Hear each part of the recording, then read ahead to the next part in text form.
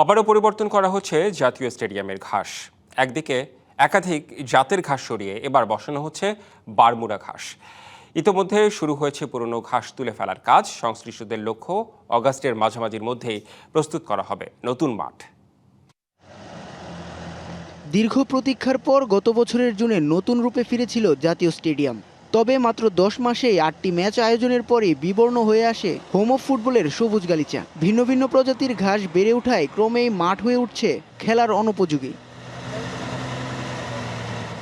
প্রায় 10 লাখ টাকা ব্যয়ে লাগানো সেই ঘাস এখন তুলে ফেলছে বাংলাদেশ ফুটবল ফেডারেশন। নতুন করে ঘাস লাগানো সহ পুরো প্রক্রিয়ায় বাফুফের বর্তমান খরচ দাঁড়াচ্ছে প্রায় 62 লাখ টাকা। আমরা এক রকমের ঘাস দিয়ে পুরো মাঠটা করতে চাই।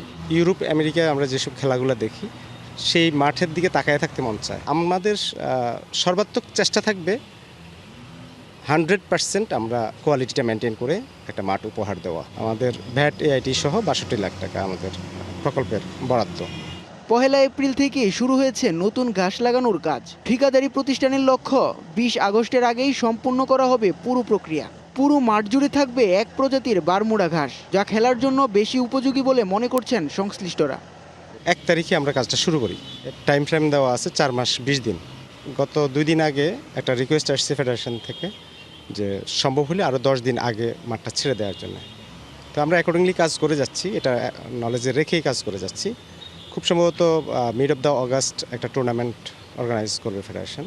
তবে শুধু ঘাস লাগালেই শেষ নয়, সঠিক পরিচর্যার অভাবে আবারও জন্ম নিতে পারে অনাকাঙ্ক্ষিত ঘাস। এজন্য বাফুফেকে দেওয়া হবে পূর্ণাঙ্গ গাইডলাইন। বিশেষ গুরুত্ব দেওয়া হচ্ছে মাঠের নিচের পানি চলাচল ব্যবস্থা। উৎস রশিদ, ডিবিসি নিউজ, ঢাকা। 200-র বেশি সার্ভিস ও ফিচারে লেনদেনের সব বিকাশ অ্যাপে সম্ভব।